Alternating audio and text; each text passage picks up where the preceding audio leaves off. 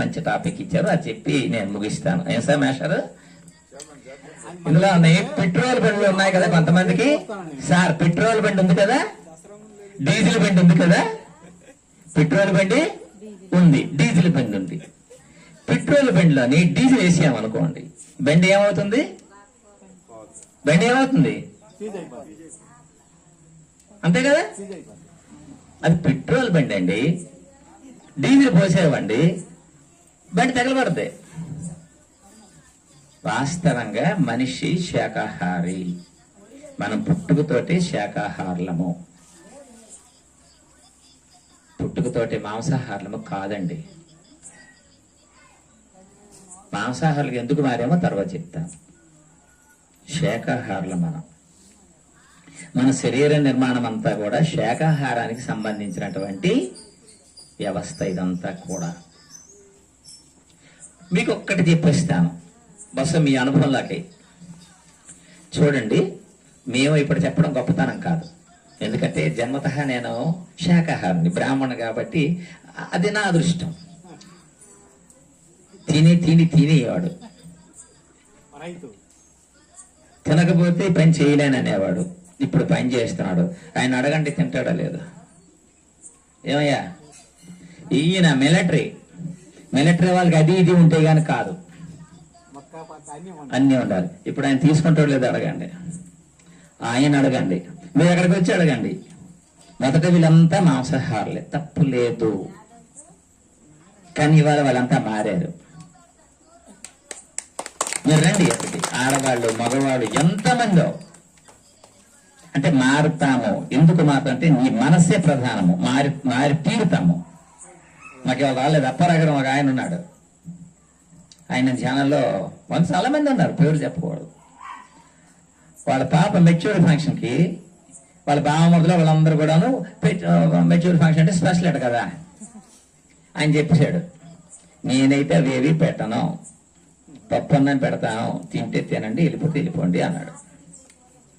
ఎంత స్టాండ్గా నిలబడ్డాడు చూడండి.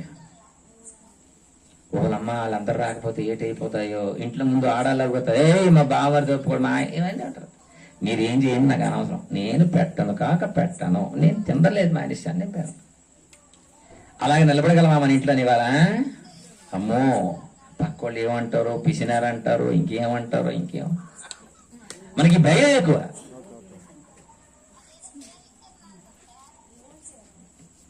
శాకాహారికి మాంసం మీరు ఒక్కటి మీరే చెప్పేస్తారు. చూడండి, మీరు మెచ్యూర్ ఫంక్షన్కి వెళ్ళారండి, శుభ్రంగా వేసారండి. అవేళ ఆ రోజంతా మీరు ఎలాగుంటారో, మీ శరీరం, మీ మనస్సు మీరు ఒకసారి చూసుకోండి. ఒక బ్రాహ్మణ భోజనంకో లేకపోతే మామూలు భోజనంకో అవి లేకుండా బూర్లు గారెలు సర్ది తిన్నాం అనుకోండి. ఈ 2 రోజులకి తేడా ఉంటుందో లేదో మీరే చెప్పండి.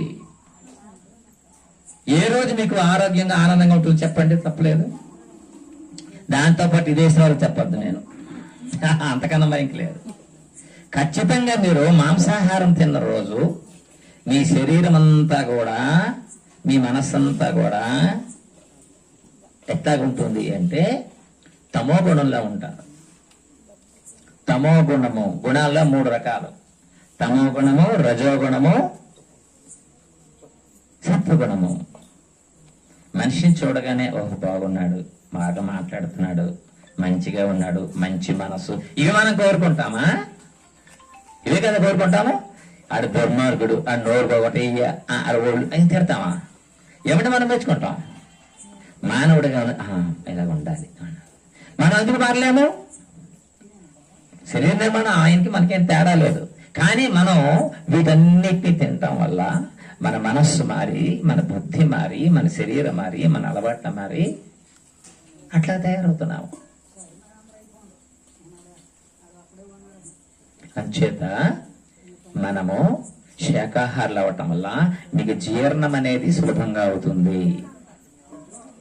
రెండోది చెప్పారు కాబట్టి, మీరు ఏదైతే కోళ్ళు అనండి, గొర్రెలు అనండి, మరుగుటనండి, వాటిని మీరు చంపినప్పుడు అవి మానసికంగా చాలా ఉద్రేకంతో వస్తాయి. అవి వాటి మాంసాల్లో వాటి వాళ్ళకి అశక్తులు ఉంటాయి. అవి మనం తిన్నామనుకోండి, మనలోనే ఆ రోగాలన్నీ ఉంటాయి. అది వేరే మా అన్న కష్టం వచ్చు, కాదని లేదు. కానీ ప్రయత్నం చేసి విషయం తెలుసుకుంటే మేము ఒక మాట్లాడతాం. ఏదో మీరు ఆ వరాలకో వాటికో వీటికో మీ ఇళ్ళలో చేసినాడు. వడపప్పు దేవుడికి నైవేద్యం పెడతారు, ప్రసాదం నైవేద్యం పెడతారు, అరటిపళ్ళు పెడతారు. ఇదేదో తీసుకెళ్ళి ఇప్పుడే పెట్టారు ఎవరైనా చెప్పండి? ఎవరైనా సార్ అమ్మవారికి పెట్టామో చెయ్యి తిప్పామో ఎవరైనా పెట్టారో చెప్పండి. ఏం పెట్టరు?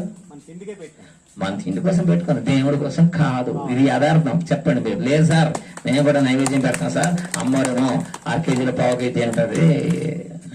కాదు, మనం అసలు అక్కడ దేవతలు పెట్టమే. కానీ పూర్వం నుంచి వస్తున్నటువంటి ఒక ఆచారము అలాగే వెళుతున్నది. సో అది మన శరీరానికి ఇబ్బంది పెడుతుంది. దానివల్ల మన ఆలోచన విధానం మారదు. మంచి మనిషిగా మారటానికి, మంచి మనసు రావడానికి అది మనకు సహకరించదు. మేమున్నాం కదా, ఇప్పుడు పప్పులు తింటాం. భగవంతుడు ఎన్ని ఇచ్చాడు? కాయగూరలు ఇచ్చాడు, ఆకుకూరలు ఇచ్చాడు, పప్పులు ఇచ్చాడు, రకరకాలు ఇచ్చాడే. హాయిగా జీర్ణం అవుతుంది, శరీరం బాగుంటుంది. నీ శరీరం ఎప్పుడైతే బాగుంటుందో నీ ఆలోచనలు బాగుంటాయి, నీ బుద్ధి మారుతుంది. దేవాలయంకి వెళదామంటే మరి ఆ రోజంతా సోమవారం ముట్టుగానే అంటే దేవుడి దగ్గరికి వెళ్ళినప్పుడు ఇది చేసినప్పుడు తప్పు అని కదా నువ్వు వెళ్ళడం లేదు. భగవంతుడు దీన్ని క్షమించడం నువ్వు అంటున్నావు కదా. మరి భగవంతుడి దగ్గర భయం ఉన్నప్పుడు నీవే నీకెందుకు భయం పడదు? శనివారం ఏడుకొండల వాడవు. మరి ఏమీ నువ్వు నాకు చెప్పండి. లేదు సార్ ఇది దేవుడు తింటాడు అందరికి పెడుతున్నాం అన్నప్పుడు నువ్వు శనివారం ఎందుకు? నా శనివారం తిను, సోమవారం కూడా తిను, మంగళవారం తిను, వారం రోజులు తిను. కానీ అక్కడికి వచ్చేసరికి నా భగవంతుడి దగ్గరికి వెళ్తున్నాం, దేవాలయంకి వెళ్తున్నాము, అవి తినము అంటే దేవుడి దగ్గరికి వెళ్ళినప్పుడు తినకూడదు అని స్పష్టంగా మనం ఒప్పుకుంటున్నాం. మరి దేవుడి కోసం మనం పెడుతున్నామంటే ఎవడు ఒప్పుకుంటాడండి? ఏమీ లేదు. మనకి పూర్వం పెద్దలు పెట్టేశారు. అందులోకి నాలిక అనేది ఎలాంటిదంటే రుచి. ఆ రుచికి అలవాటు పడిపోయింది. అంత వేరంగా మానలేము. కానీ అది మన శరీరానికి పడదు. దేవుడికి ఇది కాదు. ఆరోగ్యంగా ఉండాలి అంటే, రోగాలకు దూరంగా ఉండాలి అంటే ఇక చెప్తే మాకు మాస్టర్ వచ్చారు. ఇప్పుడు ఇవాళ కూడా క్లాస్ 2 నెలలు చెప్తున్నాడు ఆయన. ఇదే క్లాస్ చెప్తున్నాడు ఆయన. ఎంఎస్సి మాస్టర్ ఆయన ఈ నాన్ వెజిటేరియన్ పలక మొత్తం అన్నిటికీ చెప్తున్నాడు. తప్పలేదు. ఇప్పుడు ఇది 5వ క్లాస్. ధ్యానము వల్లనే సంపూర్ణ ఆరోగ్యం. ఓకే. ధ్యానము సర్వరోగ నివారణ. ఓకే. ధ్యానము సకల భోగి కార్యం. ఓకే. ధ్యానము సత్య ధ్యాన ప్రసాదం. ఓకే. శాకాహారమే మానవుడికి సరైన ఆహారం. అదే నేను క్వశ్చన్. చాలా మంచిది. అంటే మీకు నేను ఏదైనా ఇప్పుడు మీది మొదట